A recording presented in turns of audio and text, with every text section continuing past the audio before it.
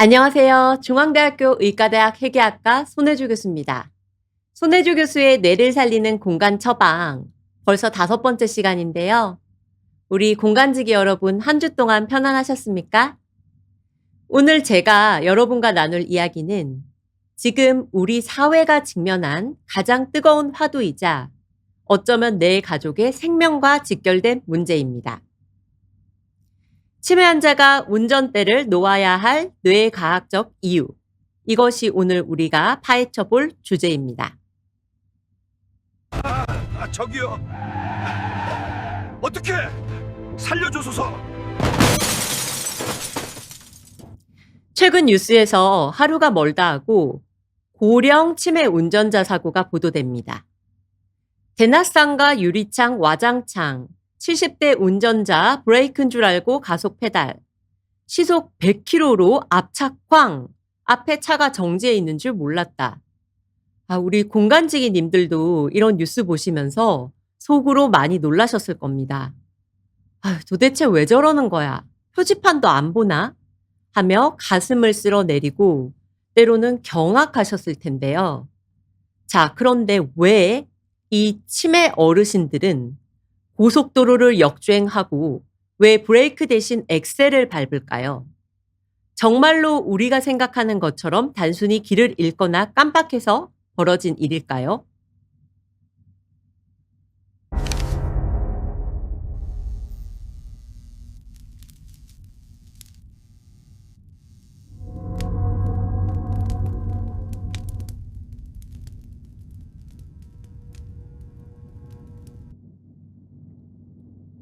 여러분, 치매 판정을 받고도 무려 95%가 여전히 운전대를 잡고 있다는 사실 알고 계셨습니까? 도로교통법상 치매는 법적으로 분명한 운전면허 결격 사유입니다. 하지만 현실은 사실상 프리패스입니다. 지난해 치매 판정으로 운전적성 판정위원회 심의를 받은 1235명 중 불합격자는 58명, 전체의 4.7%에 그쳤습니다. 나머지 95%는 합격이나 유예 판정을 받아 면허를 그대로 유지했죠. 결국 적성검사를 받은 치매 환자 100명 중 9명이 도로 위 시한폭탄으로 계속 운전을 하고 있는 셈입니다. 조용한 책상 앞에서 서류와 구두 문답으로만 진행되는 검사로는 돌발 상황이 넘쳐나는 실제 도로에서의 대처 능력을 제대로 걸러낼 수가 없겠죠. 당장 결론을 못 내리는 유예 판정만 받아도 1년간은 운전이 가능하고요. 그런데 진짜 소름 돋는 현실은 따로 있습니다. 이 허술한 적성 검사조차도 아예 받지 않는 완벽한 사각지대가 존재한다는 겁니다. 현재 국가 시스템상 건강보험공단이 경찰청에 치매 환자를 통보하는 기준은 딱 2가지입니다. 장기 요양 등급을 받거나 6개월 이상 입원한 경우죠. 근데 상식적으로 생각해 보십시오. 6개월씩 입원해 있거나 고동이 불편한 중증 치매 환자분들이 직접 운전대를 잡으실까요? 거의 없습니다. 정작 도로 위에서 위험한 분들은 신체는 멀쩡해서 혼자 돌아다니지만 인지 기능이 떨어지기 시작하는 조기 치매 환자들입니다. 하지만 우리나라 치매 환자 100만 명 중 요양 등급이 없는 약 40만 명의 초기 환자들은 이 통보 명단에서 아예 누락되어 있습니다. 그러다 보니 환자분들은 진료실에서 당당하게 항변하십니다. 선생님, 국가에서도 가만히 있고 적성검사도 다 통과했어요. 길도 다 기억나고 신호등도 잘 보는데 도대체 왜 나만 운전 못하게 하는 겁니까? 이것이 바로 지금 우리 도로의 현실입니다. 아버지, 또 왜 이러세요? 정말 착히 일해 주세요. 이놈들이 일제 날 무시하는 거냐? 내가 평생 이 운전대 잡았어. 아버님, 제발. 아마 치매 환자분들과 함께 살고 있는 가족분들이라면 이 장면 결코 남일 같지 않으실 겁니다. 매일 아침 현관문 앞에서는 그야말로 전쟁이 벌어집니다. 아버님 제발 차 키 좀 주세요. 애원하며 막아서는 며느리와 아들. 내가 아직 눈도 쌩쌩하고 가는 길도 다 외우는데 내 차 키는 왜 난리야 하며 불같이 화를 내는 아버지. 차 키를 뺐자니 아버지가 우울증에 걸리실 것 같고 놔두자니 시한폭탄 같고 정말 미칠 노릇이죠. 심지어 부모님 차 키를 몰래 숨겼다가 경찰이 출동하는 총구까지 벌어지곤 하죠. 화면 보시죠. 제가 지난 시간에 강조했던 기억의 강 단면도입니다. 치매는 8, 90대에 갑자기 쾅 일어나는 교통사고가 아닙니다. 이미 40대부터 뇌 속 독성 찌꺼기가 서서히 쌓여온 결과물입니다. 부모님이 조금 이상해서 병원에 모시고 갑니다. 여러 검사 끝에 치매 확진을 받죠. 의사는 당장 운전부터 그만두게 하라고 경고합니다. 하지만 여러분, 현실은 어떻습니까?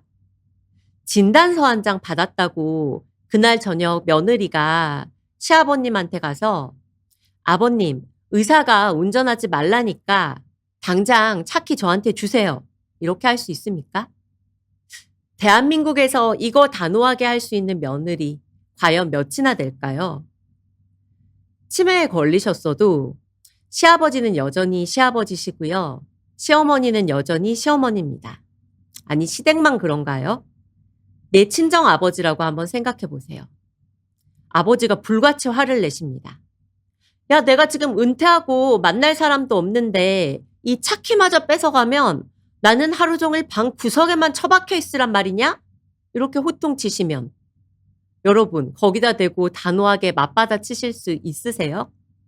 우리나라 정서상 절대 쉬운 일은 아닙니다. 정서적인 미안함만 문제가 아닙니다. 하루에 버스가 딱 한 번 들어오는 이런 시골 마을에서 어르신들에게 자동차는 단순한 이동수단이 아니라 병원을 가고 장을 보는 생존 그 자체입니다. 대안도 없이 무작정 면허부터 뺏어버리면 이분들은 그날부터 세상과 완전히 단절된 채 방 안에 갇혀버리게 되는 겁니다.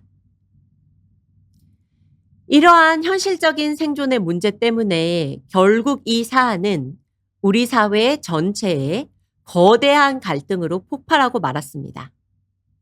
여러분, 2024년 5월에 있었던 일 기억하세요? 정부가 고령 운전자의 사고를 줄이겠다며 야간 운전이나 고속도로 주행을 제한하는 이른바 조건부 운전면허제를 도입하겠다고 발표했습니다. 그 결과 과연 어떻을까요?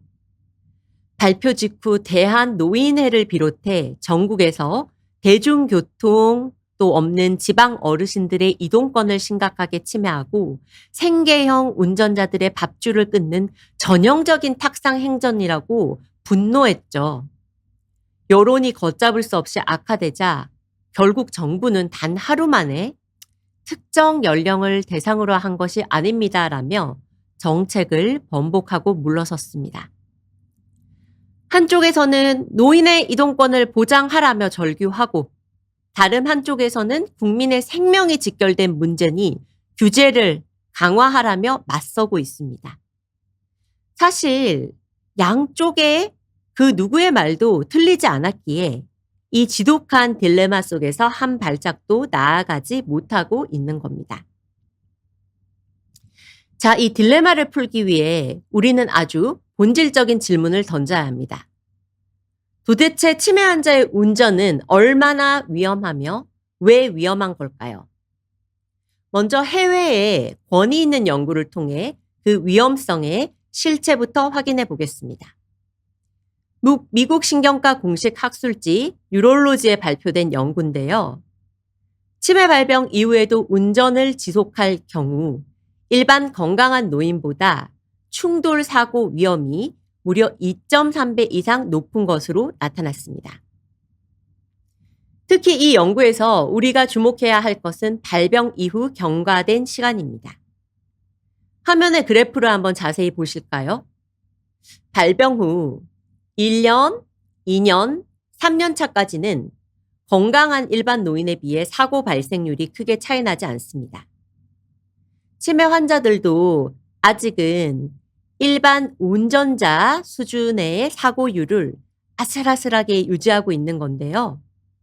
근데 무서운 건 바로 그 다음입니다. 이 그래프 갑자기 꺾이며 치솟는 거 보이시죠? 마의 발병 4년차 구간에 접어드는 순간 사고율이 무려 1.7배나 수직 상승하며 통제 불능한 상태로 폭증합니다. 어느 정도 수준이냐면요. 혈기 왕성하고 운전이 서툰 20대 초보 남성 운전자들의 사고율을 훌쩍 뛰어넘어 폭증합니다. 80대 노인이 20대의 속도로 도로를 질주하고 있는 셈입니다. 자, 여러분. 방금 보신 이 끔찍한 사고율의 폭증. 도대체 원인이 뭘까요? 정말 우리가 흔히 생각하는 것처럼 아버지가 집에 가는 길을 까먹어서 방향 감각이 예전 같지 않아서 사고가 나는 걸까요? 아닙니다.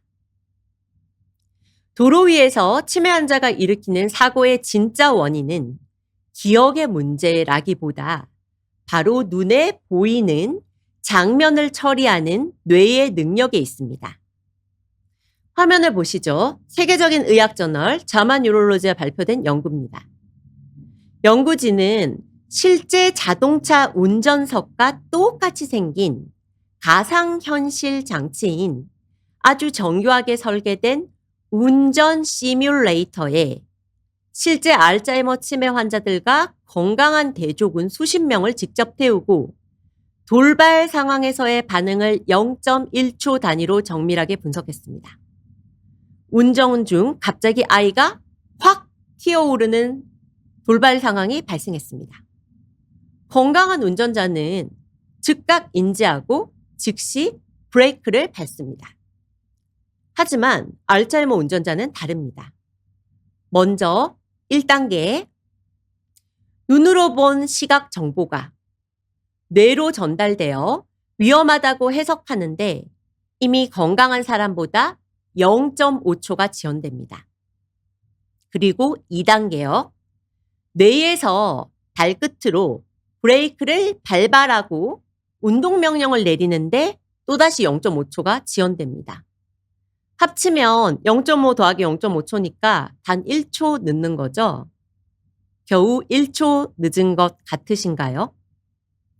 시내 규정 속도인 시속 60km로 달리는 차에서 1초의 판단 지연은 무려 17m를 브레이크 한번 밟지 못하고 무방비 상태로 돌진한다는 뜻입니다. 결국 끔찍한 인명사고로 이어질 수밖에 없는 거죠. 방금 보신 것처럼 운전은 시시각각 눈으로 들어오는 수만 가지 정보를 뇌가 0.1초 만에 해석하고 판단해야 되는 고도의 복잡한 인지 작업입니다. 그런데 치매로 인해 뇌의 시각 처리 영역이 손상되면 이 능력에 치명적인 영향을 받게 됩니다. 흔히 치매와 함께 살아가는 분들의 운전을 이야기할 때 우리는 가장 먼저 기억력 탓으로 돌립니다. 집에 돌아가는 길 잊어버려서 그러셨겠지. 방향 감각을 잃었나 봐라고요. 하지만 도로 위에서 위험한 사고를 일으킨 분들 상당수가 병원에서 하는 기억력 중심의 기존 인지검사에서는 정상에 가까운 점수를 기록했다는 사실을 주목해야 합니다. 결국 그분들이 운전대를 놓아야 하는 진짜 이유는 단순히 무언가를 깜빡해서가 아니라 뇌가 눈으로 들어오는 시각 정보를 정상적으로 처리하지 못해 세상을 왜곡된 형태로 보기 때문입니다. 자, 그렇다면 그분들의 눈에는 도대체 세상이 어떻게 보이고 있는 걸까요? 지금부터 여러분을 그 충격적인 시각의 세계로 안내하겠습니다. 먼저 치매 환자분들의 세상을 들여다보기 전에 우리 이야기부터 해볼까요? 사실 나이가 들면서 진행되는 눈과 뇌의 변화는 남의 이야기가 아닙니다. 저도 뇌 영상 전문의로서 하루 종일 모니터를 뚫어져라 보면서 판독을 하다 보니 요즘 눈이 예전 같지 않다는 생각이 듭니다. 우리 공간직인 님들도 40대 중반 넘어가시면서 식당 가시면 메뉴판 보실 때 다들 이러시죠. 그러면서 아유, 나도 이제 노안이 왔나 봐 하면서 웃어 넘기시는데요. 나이가 이제 40 중반 정도 되면 여러분의 뇌가 시각 정보를 처리하기 위해 젊을 때보다 훨씬 더 많은 에너지를 쥐어짜게 되는데요. 카메라의 자동 초점 기능이 고장난 것과 같습니다. 나이가 들어 수정체의 탄력이 떨어지면 초점 맞추는 속도가 느려지는데요. 그러면 우리 뇌는 어떻게 할까요? 그 흐릿해진 상을 어떻게든 선명하게 보정하려고 뇌 뒤쪽에 있는 후두엽의 시각 피지를 평소보다 엄청나게 가동합니다. 40대 이후 저녁 시간만 되면 눈이 빡빡하고 머리가 유독 무겁고 피곤하시죠. 그 진짜 이유는 단순히 눈이 피곤해서 보다도 여러분의 뇌가 하루 종일 과도하게 일을 하며 지쳐버렸기 때문입니다. 자, 이렇게 40대부터 서서히 시작된 시각과 뇌의 변화가 치매라는 강물을 만나면 과연 어떻게 변하게 될까요? 알츠하이머가 바꾸는 눈앞의 세상. 이 4장의 사진은 치매와 시각 연구의 세계적인 권위자인 앨리스 크로닝 골룸 교수 팀이 2004년도에 발표한 아주 유명한 연구 자료입니다. 알츠하이머 환자들이 실제로 세상을 어떻게 보고 있는지를 과학적으로 증명한 결과죠. 우리가 흔히 나이가 들면 눈이 침침해진다고 하죠. 그런데 우리가 아는 일반적인 노화와 또 많이 겪는 백내장, 그리고 알츠하이머 환자의 시야는 근본적으로 다릅니다. 백내장이 카메라 렌즈의 문제라면 알츠하이머는 그 필름을 현상하는 뇌 자체가 고장난 겁니다. 하나씩 비교해 볼까요? 먼저 왼쪽 위 정상 시야입니다. 윤곽이 뚜렷해서 길 건너는 사람과 자전거가 명확하죠. 다음은 오른쪽 위 백내장 환자의 눈에 보이는 시야입니다. 김서린 유리창을 보듯 흐릿하죠. 특히 중심부가요. 그런데 중심부의 초점만 좀 안 맞을 뿐 자세히 보면 사물과 배경의 명암 차이는 어느 정도 유지됩니다. 자, 이제 왼쪽 아래 알츠하이머 환자의 시야를 보실까요? 이거는 백내장과 완전히 다릅니다. 특히 밝고 어두움을 구별하는 뇌의 능력이 뚝 떨어지는데요. 마치 오래된 TV에 명암 설정을 확 낮춘 것처럼 전체가 뿌옇게 희미해지면서 사람과 배경의 경계가 완전히 무너져 내립니다. 마지막으로 오른쪽 아래는 알츠하이머 치매와 백내장이 동시에 있는 분들의 시야인데요. 마치 짙은 안개를 낀 어두운 밤거리 같죠. 시야가 극도로 뭉개집니다. 여러분, 이 상태로 운전대를 잡는다고 상상해 보세요. 돌발 상황을 알아보고 대처하는 것이 왜 불가능한지, 도로 위에서 얼마나 아찔하고 무서운 상황을 겪으실지 이제 상상이 되십니까? 하지만 더 무서운 변화는 따로 있습니다.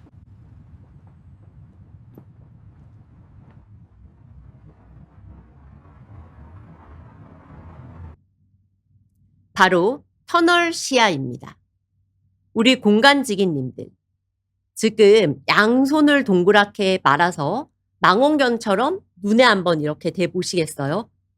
치매가 진행되면 딱 이렇게 보입니다. 시야각이 건강한 사람의 절반 이하로 좁아지면서 양옆과 위아래의 풍경은 까맣게 지워지고 오직 정면에 좁은 구멍만 남게 됩니다. 이 상태로 하루 종일 일상을 산다고 한번 상상해 보십시오. 걸을 때는 발밑에 있는 작은 턱조차 보지 못해 걸려 넘어지기 일쑤입니다. 운전할 땐 어떨까요? 옆 차선에서 갑자기 뛰어드는 아이가 이분들 눈에는 정말 아예 없는 존재가 되어버립니다. 치명적인 사고가 날 수밖에 없죠. 그래서 꼭 운전뿐 아니라 우리가 부모님이 계신 공간을 처방할 때 이 터널 시야를 반드시 기억해야 합니다. 집안에서도 바닥에 걸려 넘어질 만한 장애물은 무조건 치우고 시선이 닿는 정면 눈높이에 크고 명확한 안내 표시를 두어야 그분들의 안전을 지킬 수 있습니다. 우리 뇌는 양쪽 눈으로 들어온 정보를 0.1초 만에 하나로 합쳐서 보여줘야 하는데 치매 환자의 뇌는 이 두 눈에서 들어오는 정보를 하나로 합치는 연결망이 끊어져서 뇌가 양쪽 눈의 정보를 하나로 합치지 못합니다. 이걸 이중시, 더블 비전이라고 하는데요. 운전을 할 때 눈이 이런 상태면 도로의 중앙 분리대가 2개, 3개로 겹쳐 보이고요. 더 문제는 어디까지가 내 차선인지 알 수 없습니다. 이러한 극심한 공포 속에서 운전대를 잡고 계신 겁니다. 요즘 참 눈부신 봄날이죠. 꽃이 한창 피기 시작했는데 이 사진은 오늘 저희 집 주변을 오늘 아침에 산책하다가 너무 날씨가 좋아서 직접 찍은 겁니다. 우리 공간지기님들도 주말에 꽃 구경 좀 다녀오셨나요? 요즘 서울에는 어디가 벚꽃이 제일 이쁠까요? 혹시 아시는 분 계시면 채팅창에 추천 남겨주시고요. 자, 파란 하늘에 흩날리는 분홍빛 벚꽃, 그리고 싱그러운 초록색 잎사귀들까지. 우리 눈엔 이렇게 화사하고 아름다운 봄날 풍경이죠. 그런데 여러분, 우리 눈엔 이렇게 눈부시게 아름다운 봄날의 풍경이 치매와 함께 살아가는 사람들의 눈에는 과연 어떻게 보일까요? 바로 이렇게 보입니다. 색이 모두 사라진 흑백의 세상이죠. 치매가 진행되면서 뇌에 후두엽과 측두엽이 퇴화하면 뇌가 색상 정보를 제대로 처리하지 못하는 색 인지 장애가 발생합니다. 화면 속 신호등 한번 보시겠어요? 자동차 신호등인 것 같은데 색깔 구분 없이 다 회색으로 보이죠. 여러분이 만약 운전석에 앉아 있는데 눈앞에 있는 신호등이 이렇게 보이면 얼마나 당황스러우실까요? 치매와 함께 살아가는 사람들이 겪는 이런 혼란스러운 시각 경험 뒤에는 분명한 생물학적 이유가 있습니다. 여러분, 우리의 눈이 세상을 실시간으로 촬영하는 고성능 카메라라면 뇌는 그 영상을 해석하고 의미를 부여하는 정교한 소프트웨어입니다. 안타깝게도 치매는 뇌와 눈 두 시스템에 치명적인 영향을 미칩니다. 보통 치매가 뇌에만 생기는 병이라고 생각하는데 우리는 그 와중에도 안구의 안쪽에 있는 망막은 뇌신경이 뇌 밖으로 길게 뻗어나와 있는 뇌의 창문과 같습니다. 알츠하이머 병은 이 카메라의 필름에 해당하는 망막의 신경세포층을 서서히 얇게 닳아 없어지게 만들 뿐 아니라 이 망막에 영양분을 공급하는 미세 혈관들도 마치 가뭄에 강바닥이 드러나듯 서서히 말라붙게 됩니다. 최근 뇌과학자들은 치매 환자의 기억력이 떨어지기 한참 전부터 이미 눈에서 치매를 일으키는 독성 찌꺼기인 베타 아밀로이드가 쌓인다는 사실을 밝혀냈습니다. 이게 알츠하이머 생지의 눈알인데요. 작년 2025년 제가 이끄는 연구팀이 세계 최고 권위의 실험 안과 학술지에 공식적으로 게재한 논문인데요. 저희 연구팀은 알츠하이머 병을 앓는 생지의 눈에 특수한 처리를 해서 눈알을 마치 속이 훤히 들여다 보이는 투명한 유리구슬처럼 만든 다음에 그 속을 구석구석 들여다봤습니다. 결과는 놀라웠습니다. 이 화면에서 초록색 입자로 점점이 뭉쳐있는 부분이 바로 치매 원인 병리 물질인 아밀로이드 베타인데요. 치매 생지의 눈 속에는 베타 아밀로이드가 정상 생지에 비해 무려 200배나 크게 뭉쳐서 저렇게 초록색 야광빛을 내고 있었습니다. 더 놀라운 것은 눈에 쌓인 아밀로이드 찌꺼기의 양이 생지 뇌 속에 쌓인 아밀로이드의 양과 아주 강한 상관관계를 보인다는 사실입니다. 이런 연구 결과가 의미하는 바는 앞으로는 뇌 영상뿐만 아니라 눈을 통해 뇌 건강을 미리 들여다보고 치매를 예측하는 완전히 새로운 치매 조기 진단 패러다임의 시대가 열릴 수 있다는 사실을 시사하는데요. 의학저널 란셋에서도 노년기 치매 예방을 위한 핵심 요인으로 바로 시력 보호를 꼽고 있습니다. 사실 원래 가이드라인에는 이 시력 보호가 없던 내용인데 바로 재작년 2024년 보고서에서야 추가가 된 겁니다. 방치된 시력 저하가 곧 뇌를 병들게 하는 지름길이라는 사실이 전 세계적으로 공식 인정받은 셈이죠. 지금까지는 카메라의 렌즈, 즉 눈에 대한 이야기를 나눠봤는데요.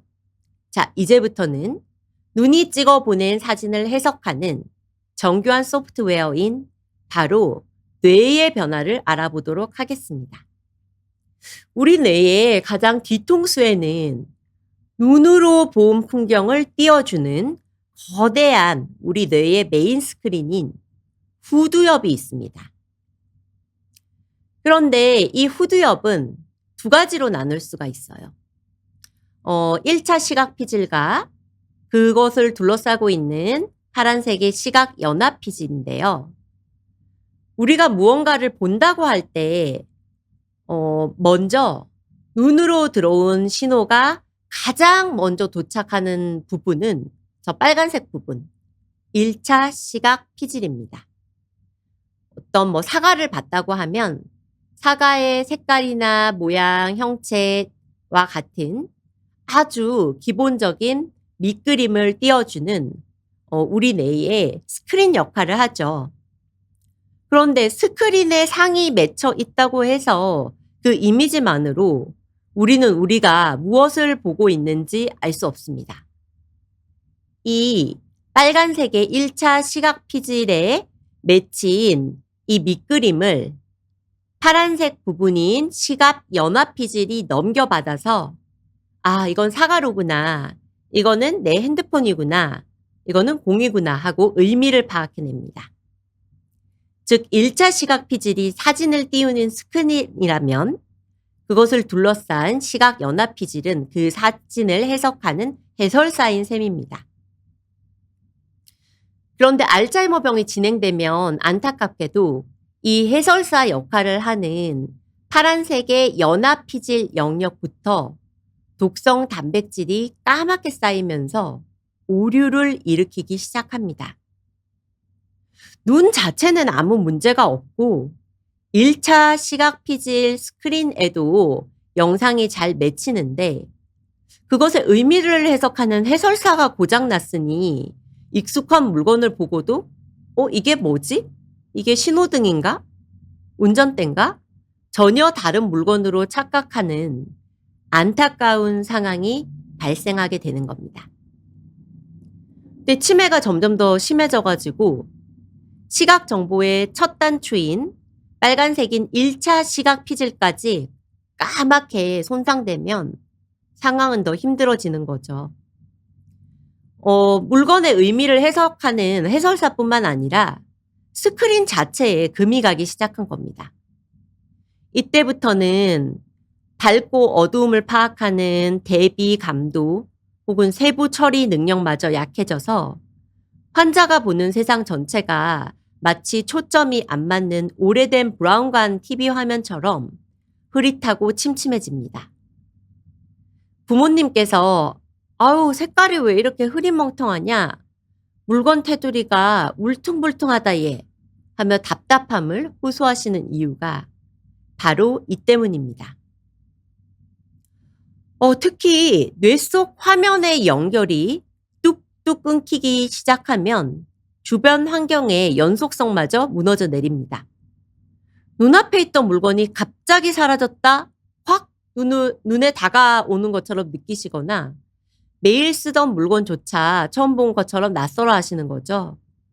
내가 알던 세상이 매 순간 조각조각 끊겨져 보일 때 그분들이 느끼는 막막함과 혼란은 아마 우리가 상상하는 그 이상일 겁니다. 그런데 여러분, 이 상태로 운전대를 잡으면 어떻게 되죠? 저 멀리 있던 차가 갑자기 내 눈앞에 훅 순간이동한 것처럼 훅 다가오는 그 끔찍한 공포. 이것이 바로 뇌 속 메인 스크린인 후두엽이 망가진 치매 운전자가 도로 위에서 매 순간 겪을 수 있는 현실입니다. 두 번째로 망가지는 곳은 바로 뇌 속 내비게이션 두정엽입니다.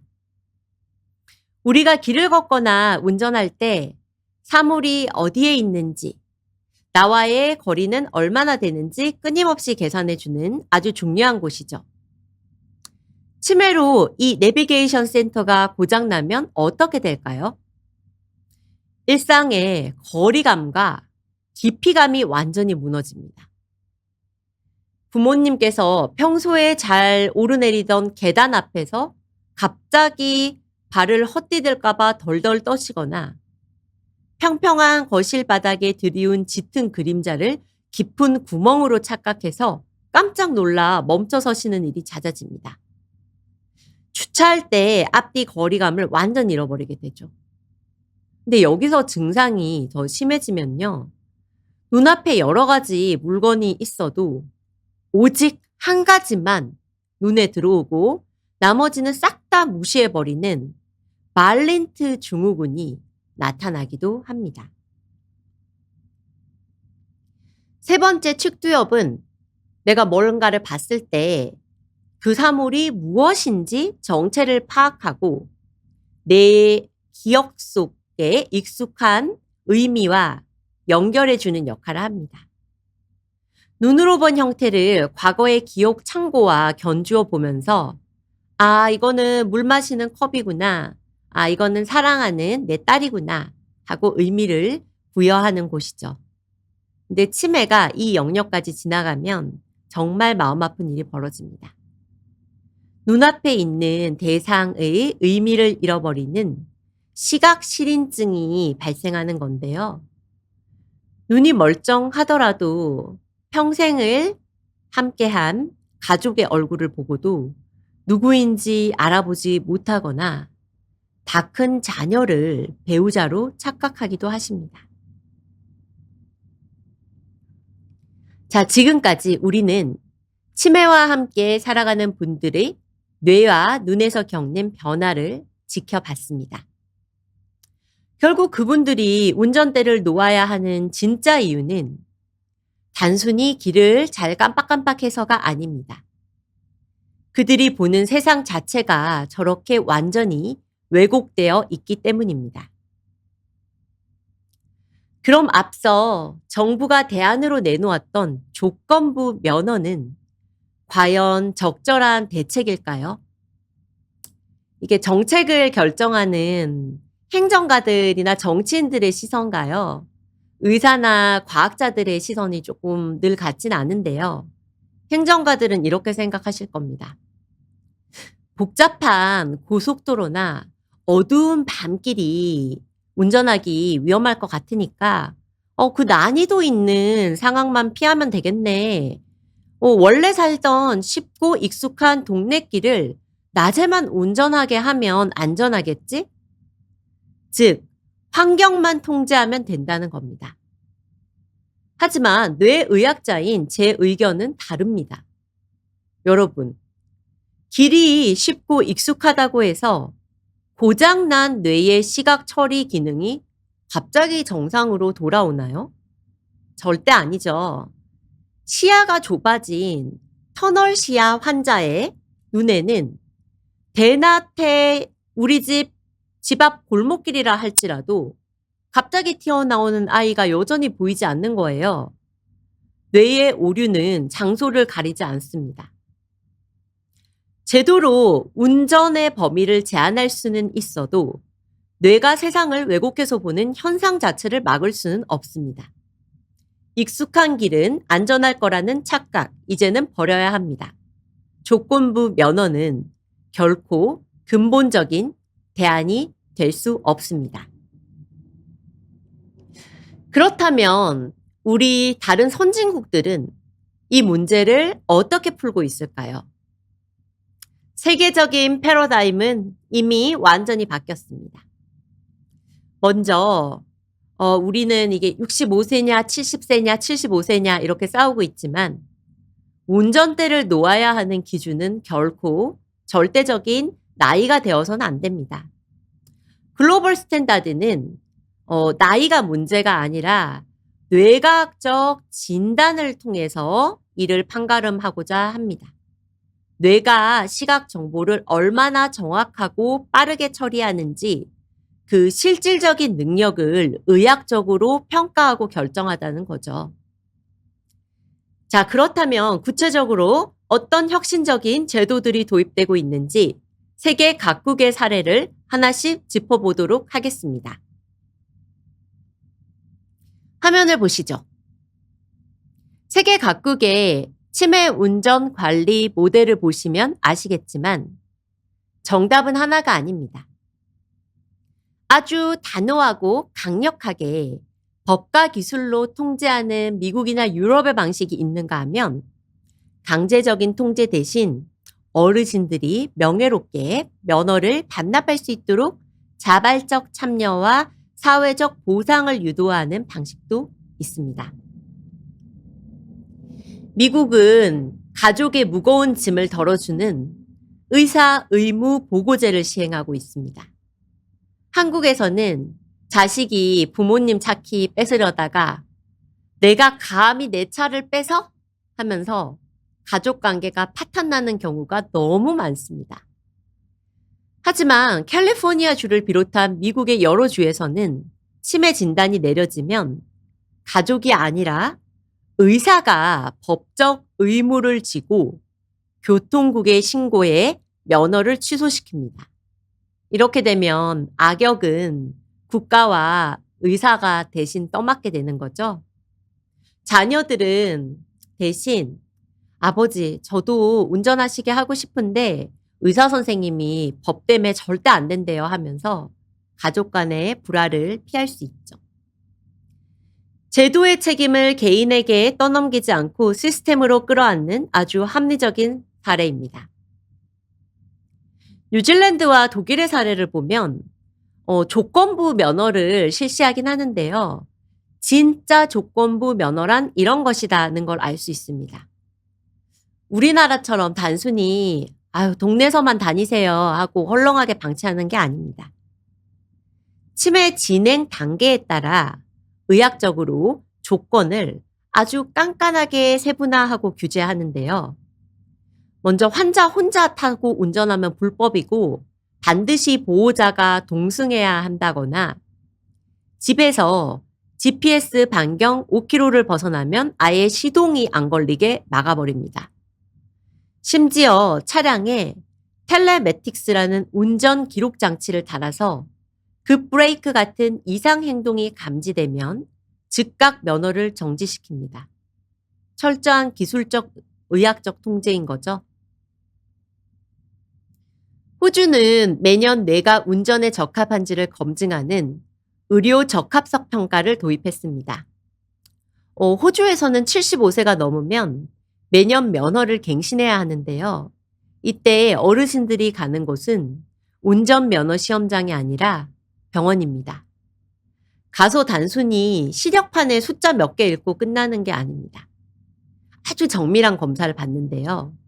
내 뇌가 시각 정보를 정상적으로 처리하는지, 인지 지연 현상은 없는지를 주치의가 아주 세밀하고 꼼꼼하게 평가합니다.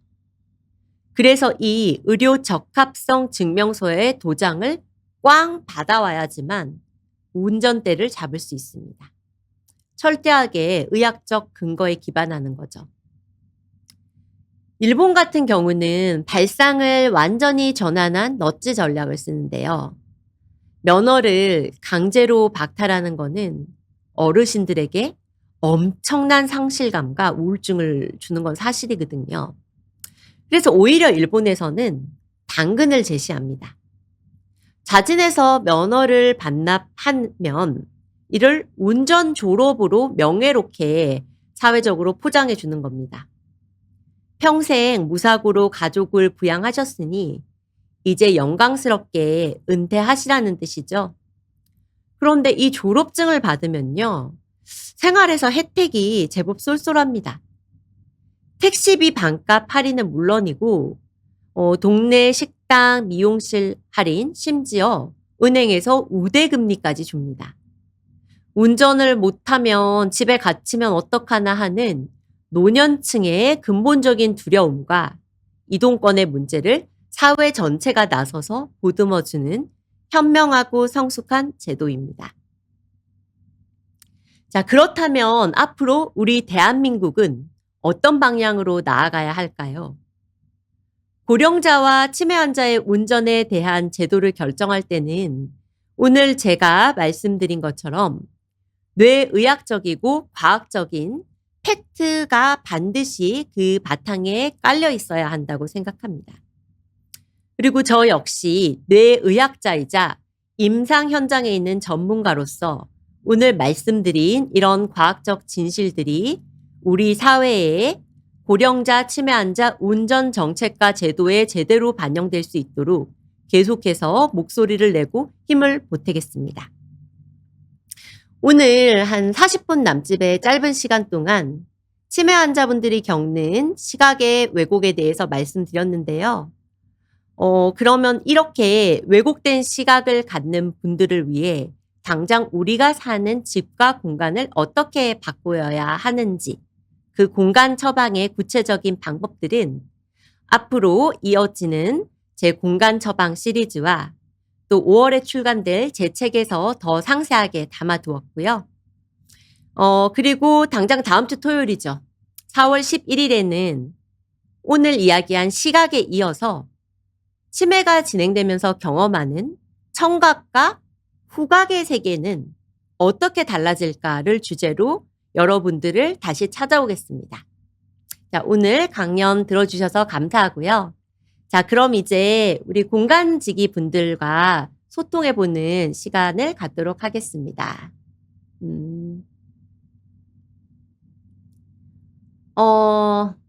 엔젤님. 네. 회계학과는 보통 뇌에 관련된 과인가요? 방사선과와 어떻게 다른가요? 네. 좋은 질문 감사합니다. 회계학과 의사로서 많이 듣는 질문인데요. 일단 회계학과는 뇌뿐만 아니라 종양, 심장, 그리고 뭐 여러 가지 뇌에서부터 시작해서 발가락 뼈까지 전신에서 일어나는 병의 생리학적 대사적인 현상을 눈으로 영상화할 수 있게 하고 해석을 하는 과인데, 저는 쉽게 회계학과라고 하면 병을 눈으로 볼 수 있게 하는 과입니다라고 대답을 해드리죠. 근데 사실 영상의학과랑 좀 헷갈리시죠? 근데 크게 두 가지 차이가 있습니다. 영상의학과에서 실시하는 CT나 MRI는요, 어떤 우리 병 때문에 우리 몸에서 일어나는 구조적인 변화를 영상으로 보는 과고요. 회계학과는 병으로 인해서 우리 몸 안에 있는 생물학적인 현상, 대사적인 생물학적인 기능적인 변화가 어떻게 일어나는지를 보는 과입니다. 그리고 둘 다 방사능이 나오기는 하지만 회계학과에서 찍는 영상은 방사능 주사를 맞거나 약을 먹은 환자의 몸에서부터 방사능이 뿜어져 나오고요. 영상의학과는 뭐 CT나 엑스레이 같은 경우는 기계에서부터 환자에게 방사능을 쪼이는 게 차이점이라고 하죠. 네. 꺼벙123님. 치매 방지약 효과가 좋은지 궁금해요. 부작용도 맞는 것 같던데. 아마 제가 생각하는 게 맞다면 그 레캔비나 도나메막 같은 요즘 많이 이슈가 되고 있는 항체 치료제 말씀하시는 것 같은데요. 근데 이거는 엄밀히 말하면 치매 방지 약이라기보다 치매를 조기 진행 억제 약이라고 하는 것이 맞습니다.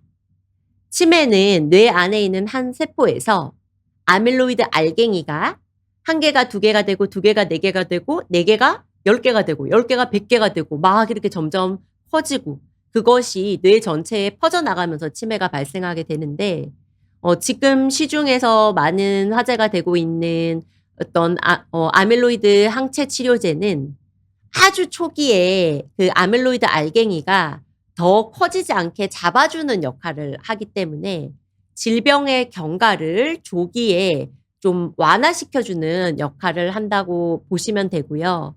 그리고 물론 또 뭐 환자에 따라서 여러 가지 부작용이 있는데 기존 의료 체계에서는 이러한 부작용을 철저하게 모니터링할 수 있도록 MRI를 아주 촘촘하게 찍는다든지 등 대책을 세우고 부작용이 발생할 가능성이 적은 환자분을 선별해서 치료를 진행하고 있습니다. 네. 꺼벙123님, 또 다른 의견 주셨네요. 무인차가 치매 분들에게 도움이 되었으면 좋겠습니다. 네, 자율주행 차 말씀하시는 거네요. 네, 아무래도 오늘 말씀드린 내용처럼 치매가 있으셔서 눈에 보이는 시야가 이미 변화가 있으신 분한테는 이것도 곧 앞으로 향후 좋은 대안이 될 수 있을 것 같습니다. 네. 자, 다른 분 질문도 좀 받아볼게요.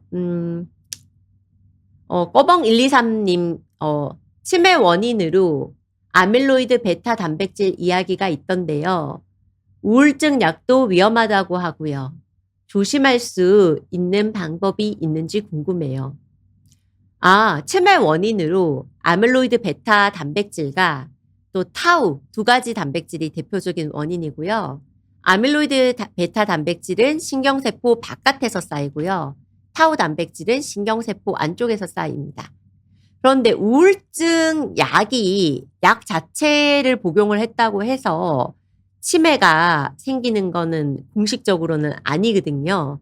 그래서 우울증 약은 치매 원인이라고는 볼 수는 없습니다. 네. 네. 엔젤님.